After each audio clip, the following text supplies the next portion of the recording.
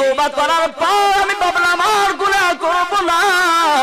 এমন তওবা করার পর আপনি বসে আছেন যে আমার তওবাটা তওবায়ে নাসুহা হয়ে গেল, অথচ না আপনার তওবাটা তওবায়ে নাসুহা হলো কিনা তা জানার জন্য চারটা জিনিস আপনার ভিতরে বিদ্যমান থাকতে হবে। এক নাম্বার হলো অতীতে যত গুনাহ করেছি রে ভাই আর গুনাহ করব না। অতীতের সমস্ত গুনার উপর অনুতপ্ত হইলাম, সামনে এখন আর কোনো গুনাহ করব না। আমি আর গুনাহ করলামও না, গুনাহ করিও না। এমন ভাবে যদি তওবা করতে পারেন সমস্ত গুনাহ থেকে আপনি একদম পাক সাফ হয়ে গেছেন, বুঝে নিবেন আপনার তওবাটা তওবায়ে নাসুহা হইল। দুই নম্বর হলো আপনার ভিতর থেকে হিংসা বিদ্বেষ অহংকারকে দূর করে দেওয়া। যদি মনে করতে পারেন দেখেন আমার ভিতরে হিংসা বিদ্বেষ অহংকার নাই, বুঝে নিবেন আপনার তওবাটা তওবায়ে নাসুহা হইল। অথচ যত বড় আল্লাহর ওলি হন না কেন অন্তরে যদি হিংসা নিয়ে বেড়ান, যত বড় আল্লাহর ওলি হন না কেন আপনার তওবাটা তওবায়ে নাসুহা হইবে না।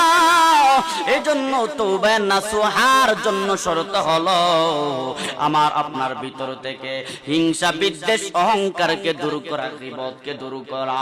আজ মানুষ এমন ভাবে গীবতে লিপ্ত,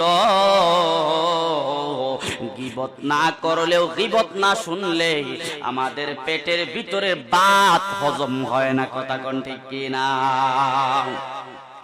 অথচ আমার মালিক গীবতকে হারাম করে দিয়েছেন, গীবতকে নিষেধ করে দিয়েছেন। ওয়ালা ইয়াগতাব বা'দুকুম বা'দা, আল্লাহ পাক রব্বুল আলামিন বলেন তোমরা একে অপরের গীবত করো না, একে অপরের গীবত করবাও না, গীবত শুনবাও না। আজ আমরা গীবত করতে আর গীবত শুনতে বড় ব্যতিব্যস্ত হয়ে গেছি।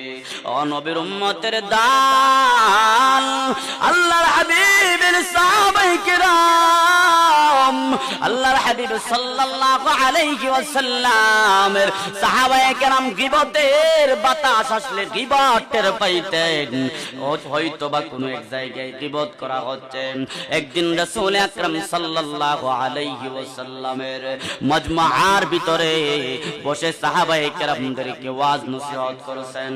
হঠাৎ আল্লাহর হাবিব সাল্লাল্লাহু আলাইহি ওয়াসাল্লাম বলেন আমার আশপাশে কে হয়তো কোন ভাইয়ের গীবত করছে। সাহাবায়ে কেরামগুলো সেই গীবতের বাতাস আসা মাত্রই তারাও টের পাইলেন। ও রাসূলের আশিক, বর্তমান সময়ের মানুষেরা গীবত করে গীবতের বাতাস টের পায় না, গীবতের বাতাস আসে আল্লাহর ওলিগণ টের পায় না। কারণ কি জানেন? কারণ হলো আল্লাহর এক ওলিকে জিজ্ঞেস করলেন, ও আল্লাহর ওলি, আগেকার মানুষেরা আগেকার সময়ে গীবতের বাতাস আসলে গীবত